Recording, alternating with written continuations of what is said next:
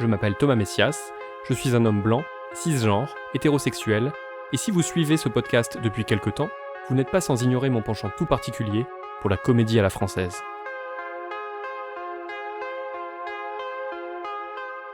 Vous écoutez Mansplaining épisode 81, Potacherie masculine et conséquences, le cas Philippe Lachaud. Un podcast Slate.fr. J'aime bien essayer de comprendre ce qui fait rire les gens. L'humour, c'est une clé. Je ne fréquente presque plus les salles de cinéma, mais quand je m'y rends, je continue à prêter pas mal d'attention aux réactions du public, à observer à quel moment se produisent les rires, leur intensité aussi. Ça permet de comprendre pas mal de choses. Il y a des rires sincères, des rires forcés, des rires de malaise ou de dégoût. Plongé au milieu de certaines salles, je vous assure qu'on peut vraiment ressentir tout ça. Lorsque je suis allé voir Super Héros malgré lui en avant-première, je pensais vivre ce genre d'expérience. C'était mon premier film de Philippe Lachaud vu en salle, et étant donné le succès des précédents, nul doute que j'allais en apprendre un maximum sur la façon dont son public accueille son humour. Je dois avouer que sur ce plan, ma séance s'est soldée par un échec. La salle était relativement remplie, en tout cas à l'échelle de l'ère Covid, mais les rires ont été si peu nombreux que je n'ai pas eu grand-chose à analyser. Super Héros malgré lui, c'est le 5e film de Philippe Lachaud, alias Fifi de la bande à Fifi, cette troupe qui a un temps tenté de faire rire sur le plateau du Grand Journal de Michel Denisot. À force de manger du couscous, leur tapis volant avait de petits problèmes de décollage. Mais cela n'empêchait en rien ces deux individus de s'aimer comme au premier jour. Allez, vas-y, Jasmine, danse pour moi la danse du ventre comme tu faisais le premier jour. Oui, mon amour. Je ne sais pas comment on est passé des blagues grossophobes niveau collège au grand écran des cinémas de France, mais soudain, un déferlement a commencé à se produire. Babysitting, Babysitting 2, Alibi.com, Nicky Larson et le parfum de Cupidon, et maintenant, Super Héros malgré lui. 5 films depuis 2014. Tous écrits par les mêmes et joués par les mêmes. C'est-à-dire Lachaud lui-même, mais aussi Élodie Fontan, Julien Arrouti et Tarek Boudali, ce dernier ayant également réalisé 2 autres films, Épouse-moi mon pote et 30 jours max. Je sors d'un cycle Lachaud-Boudali, et je dois dire que ça n'a pas été de tout repos. Je viens de faire une overdose de potacherie en enchaînant le visionnage des 7 films cités précédemment. Ne jouons pas trop les snobs, il arrive que ça et là, leur petit délire fonctionne. Il y a quelques gags réussis, principalement visuels, car quand le timing est suffisamment précis, une chute ou un bon coup dans la gueule, ça peut être vraiment drôle. Et puis on va pas se mentir, même si dans le principe il copie salement Projet X, le premier Babysitting était quand même vraiment pas mal troussé. Regarde comment on dirait le monsieur de là-haut. Non, écoutez, je veux parler à monsieur et madame Chaudel. Lâchez-le. Je veux parler à madame Chaudel. Stop, c'est fini maintenant les conneries. Et toi, arrête de rire. Mais qu'est-ce qui t'arrive? Il y a un problème là. Oui, il y a un problème, c'est vous le problème. Là, on dirait vraiment le mec de là-haut là. Descendez-moi.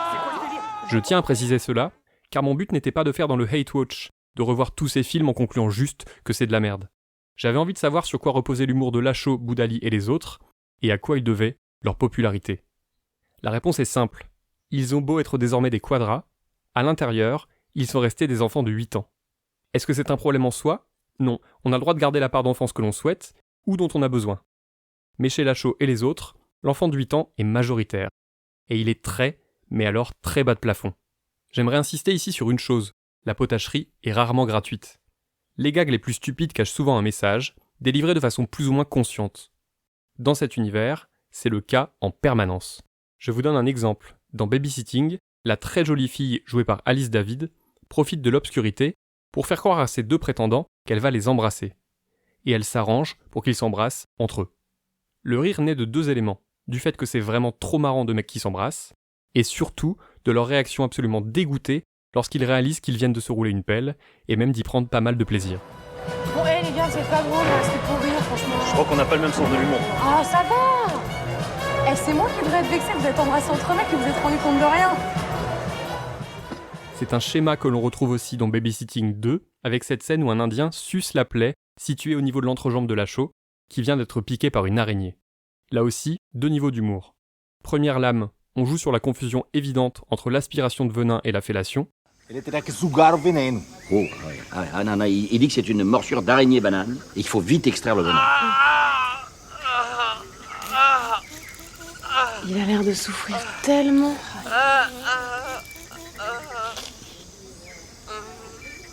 Mais qu'est-ce qu'il fait, le monsieur? Il lui pompe le venin, ma chérie. Voilà. Deuxième lame, on rigole bien parce que dans la scène qui suit, Lachaud et son sauveur indien se tiennent la main comme des amoureux. Et pour vous montrer que ça n'a décidément rien d'un hasard, on peut aussi citer Nicky Larson, dans lequel un filtre d'amour utilisé négligemment contraint le héros joué par Philippe Lachaud à tomber irrésistiblement amoureux du personnage de Didier Bourdon. L'homme à femme qui en pince soudain pour un autre type, moche et gros, encore un ressort, pas anodin.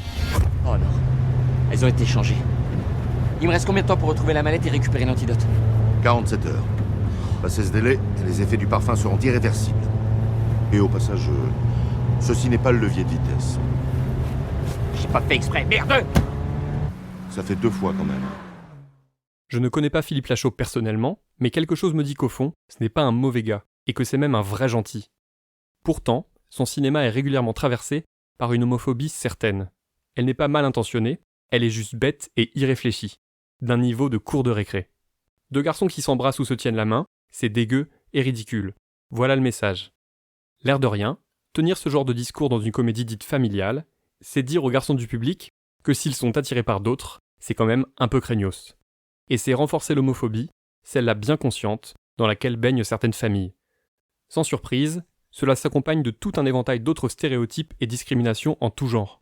Les personnes grosses en prennent au passage plein la gueule, comme lorsque dans Babysitting 2, le bellâtre joué par Tarek Boudali est contraint de coucher avec la femme du chef, après avoir d'abord cru qu'il s'agissait de la jeune femme mince sur laquelle il lorgnait depuis quelque temps. Et du coup, on dit chachaoumé ou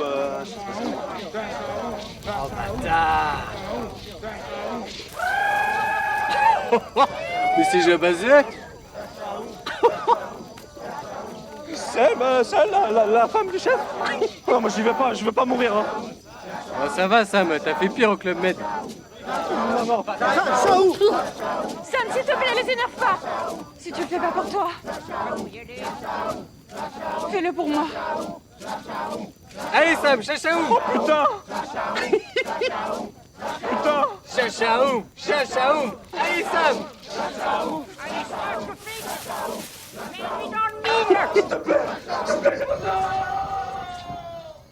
Si on revient 2 secondes sur l'homosexualité, il y a peu de lesbiennes dans les films de Boudali et Lachaud, mais quand il y en a, c'est pour alimenter des fantasmes ou des gags. Par exemple, dans Super-héros malgré lui, les médicaments expérimentaux pris par le personnage de Julien Arrouti ont notamment pour effet de lui faire imaginer des élans torrides entre sa mère et la fille dont il est amoureux. Chez les hommes hétéros cisgenres, c'est un grand classique. Les gays c'est repoussant, les lesbiennes c'est excitant. Une vision polarisée et doublement discriminante. Et d'ailleurs, ce n'est pas tout, car qui dit homophobie, dit blague sur la sodomie. Il y en a une dans Super-héros malgré lui, qu'on voit arriver grosse comme une maison, et elle met en scène Jean-Hugues Anglade, qu'on a tant aimé chez Chéreau ou Benex. Une histoire de voiture conçue pour forcer ses conducteurs à respecter le code de la route, puisqu'il est prévu qu'un long tube métallique sorte par le dessous du siège du conducteur si celui-ci commet une infraction. On en parlait déjà dans l'épisode 80, consacré aux fans de foot, la sodomie est encore une fois vue comme une punition. La punition, c'est une thématique récurrente de cet univers.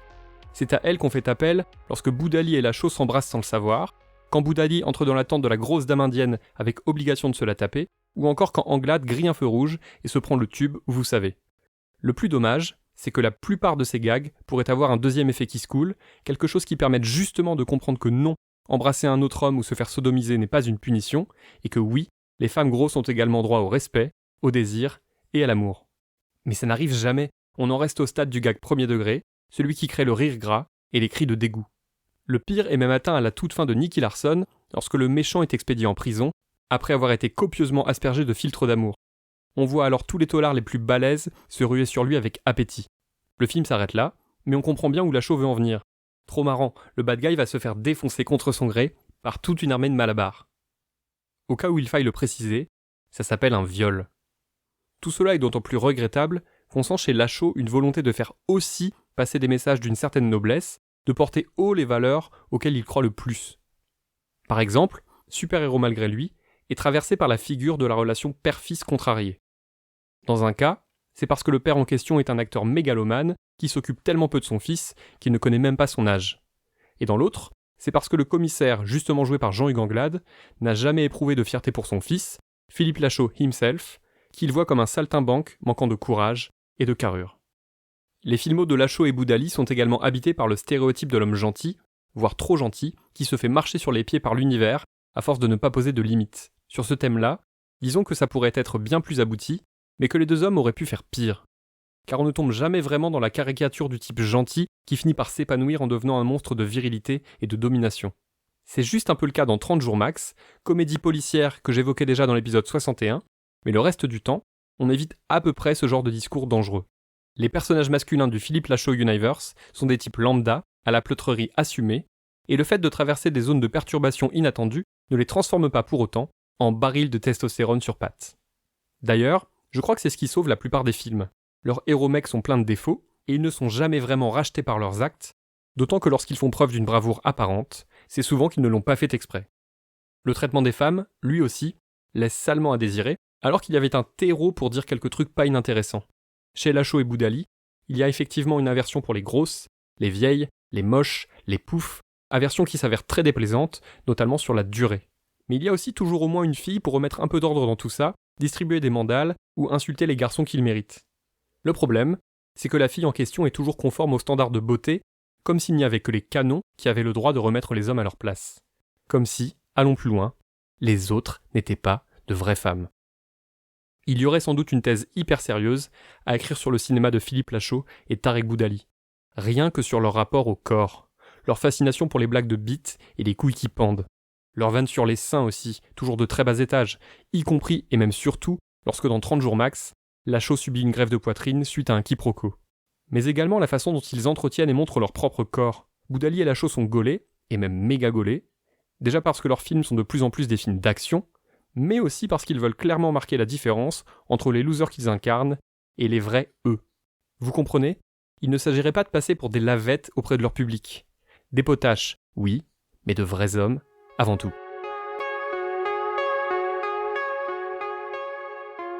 C'était Mansplaining. N'hésitez pas à vous abonner au podcast sur votre plateforme favorite, à mettre des cœurs et des étoiles et à laisser des commentaires. Vous pouvez aussi écrire à mansplaining@slate.fr ou nous contacter via le compte Instagram Mansplaining Podcast. Mansplaining est un podcast de Thomas Messias, produit et réalisé par Slate.fr, sous la direction de Christophe Caron et Benjamin Septem-Ours. Production éditoriale, Aurélie Rodriguez. Montage, Guillaume Assal et Aurélie Rodriguez. À dans 15 jours, pour l'épisode 82.